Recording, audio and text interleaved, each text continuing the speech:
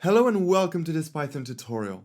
Alright, so now we added all the layers in our convolutional neural network, and so now we just need to compile the whole thing by, choosing a stochastic gradient descent algorithm, a loss function, and eventually a performance metric. So let's do this. We already know how to do it since it was the last step of the building process of our ANN in the previous section. We need to take our classifier. I'm copying that, pasting it here, and then dot, because we're going to introduce the compile method. This time we are not adding anything, we are compiling our CNN, so it's the compile method, and then parentheses, and then inside these parentheses we add the parameters. That is the optimizer parameter to choose the stochastic gradient descent algorithm, then the loss parameter to choose the loss function, and then finally the metrics parameter to choose the performance metric. So let's start with the first parameter. The first parameter is optimizer. Here we go, equals.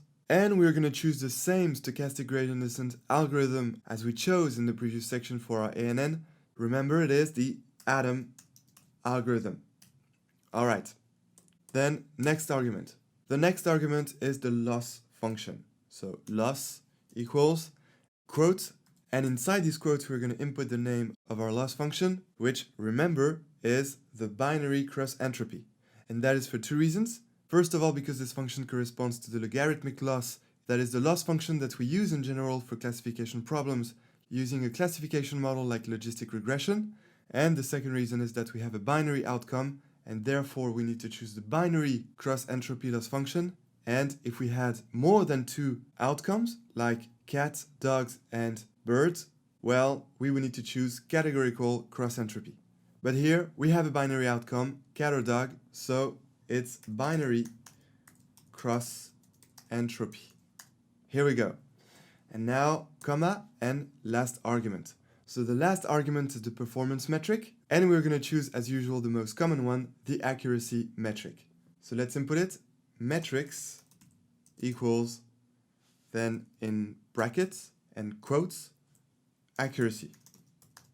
Here we go. And that's all. Our model is ready to compile. So I'm going to select this line and execute. Alright, perfect. Our classifier was just compiled correctly.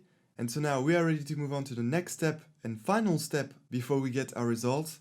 That is the image preprocessing step, where we will fit our CNN that we just built to all our images. So it's going to be a very exciting step, and I look forward to doing it in the next tutorial. Until then, enjoy deep learning!